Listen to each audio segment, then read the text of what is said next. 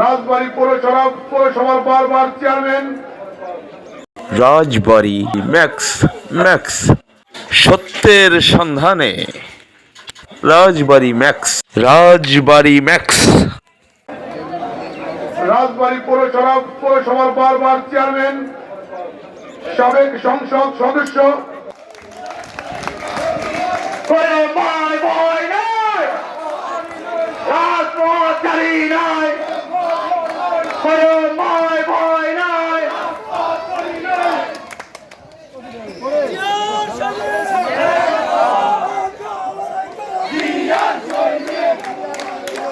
সংগ্রামী সাথী ও বন্ধুরা,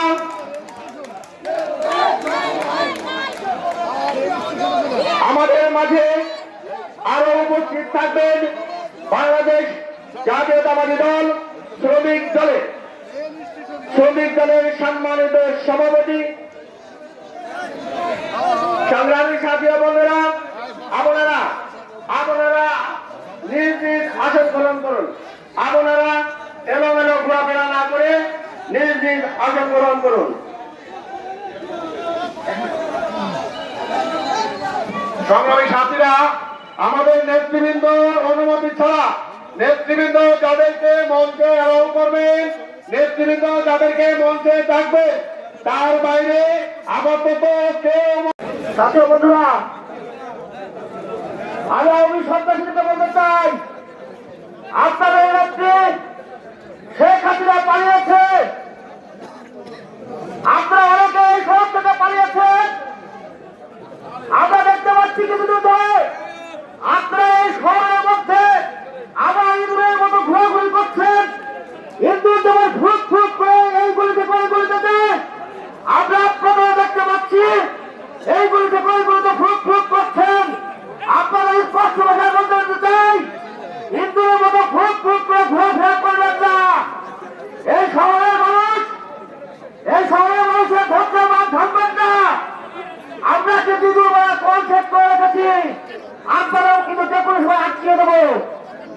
অবশ্যই ছাত্র বন্ধুরা বক্তব্য রাখবেন। রাজবাড়ী গণমানুষের নেতা আইনের বাবু খৈয়াম, আমরা জানি আপনারা আইনের বাবু খৈয়াম সাহেবের বক্তব্য শুনতে গেছেন। আমি আমার বক্তব্য কিন্তু শেষ করবো না। সবাইকে ধন্যবাদ জানিয়ে আমি আমার বক্তব্য শেষ করছি। ধন্যবাদ সবাইকে। আপনারা জানেন যারা দিনের ভোট রাতে করেছিল, সেই সব চোর এমপি এবং তাদের দোষর রাজবাড়ীতে লুটপাট করে গেছে। আমরা যেহেতু কৃষকের নেতৃত্ব দেই, আপনারা জানেন।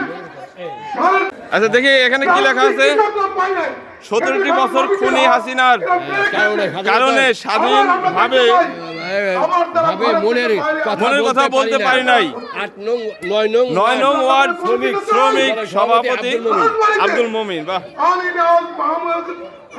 দর্শক দেখছেন যে গেঞ্জিতে লেখা রয়েছে 17টি বছর খুনি হাসিনার কারণে স্বাধীনভাবে মনের কথা বলতে পারি নাই।